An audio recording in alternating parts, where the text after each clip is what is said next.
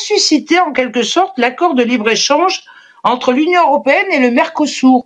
Et selon votre ministre des Affaires étrangères, il en va de la crédibilité de l'Europe. Eh bien justement, comment peut-on soutenir un tel accord qui a autant de problèmes? Ça va accroître les parts du marché de l'agrobusiness, marginaliser l'agriculture familiale et paysanne et les systèmes agroforestiers. À cet accord, il y aura une suppression des droits de douane pour 82% des importations agricoles en provenance des pays du Mercosur, où le modèle agro-industriel se base sur l'accaparement des terres, l'utilisation massive de pesticides. Le Brésil est un des pays où on importe le plus des pesticides interdits au niveau de l'Union européenne, qui nous reviennent en fait par des résidus.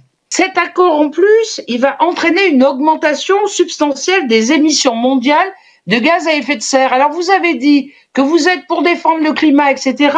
Ça va augmenter de 34% les émissions à la suite du commerce par rapport à la viande bovine, les volailles, l'éthanol.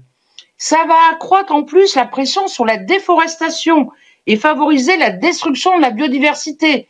Cet accord va entraîner une augmentation de 25% de la déforestation et la disparition de 36 000 km² de forêt chaque année. Sans parler de la violation des droits humains. Vous savez que quand on voit ces pays et quand on voit les problèmes au niveau des peuples autochtones, on ne peut pas être pour cet accord.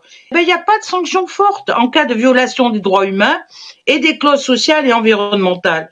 Donc à qui va profiter cet accord? Il va profiter aux plus riches, aux plus destructeurs, aux plus pollueurs. Vous défendez l'Europe, vous parlez d'Europe globale. Mais si on veut être dans l'avenir, il faut rompre avec ce type d'accord, parce que vous allez faire perdre toute crédibilité au niveau de l'Union européenne. Et les parlementaires sont en désaccord avec cet accord. Je voudrais qu'il y ait une cohérence entre les résolutions du Parlement européen qui disent qu'on ne peut pas le signer en l'état, c'est pas possible, et votre politique que vous voulez mener